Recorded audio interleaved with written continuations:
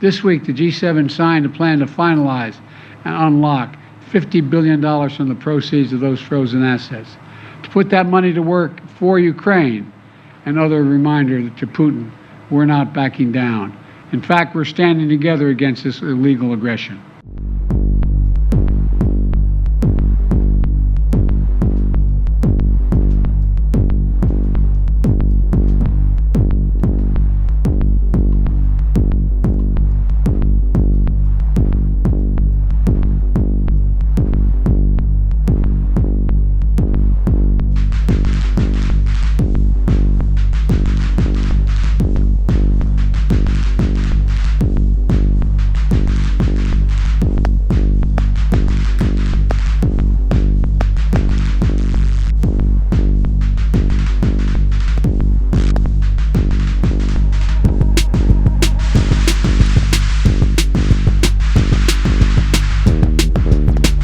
The G7 achieved a significant outcome this week on the matter of Russia's frozen assets in Europe and other places outside of Russia.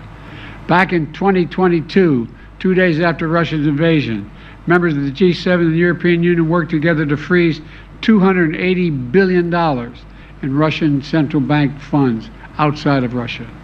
I'm very pleased to share that this week, the G7 signed a plan to finalize and unlock $50 billion from the proceeds of those frozen assets, to put that money to work for Ukraine. Another reminder to Putin, we're not backing down. In fact, we're standing together against this illegal aggression. The agreement that President Zelensky and I just signed also lays out our shared vision for a just peace, a peace rooted in the UN Charter and the principles of sovereignty and territorial integrity, a peace with a broad base of support around the world that holds Russia accountable for the damage it has done in this war. Let me close with this. We've taken 3 major steps at the G7 that collectively show Putin he cannot wait us out. He cannot divide us. And we'll be with Ukraine until they prevail in this war. First is the bilateral security agreement just signed. Second, historic agreement to provide $50 billion in value from Russian sovereign assets to Ukraine. And third, an agreement to ensure our sanctions efforts disrupt third countries that are supplying Russia's war efforts. That will increase pressure on the Russian economy. Collectively, this is a powerful set of actions and will create a stronger foundation for Ukraine's success. 2.5 years ago, Putin unleashed a brutal war in Ukraine, and it's been a horrifying ordeal for the Ukrainian people that are so brave and incredible. It's also been a test for the world. Would we stand with Ukraine? Would we stand for sovereignty, freedom, and against tyranny?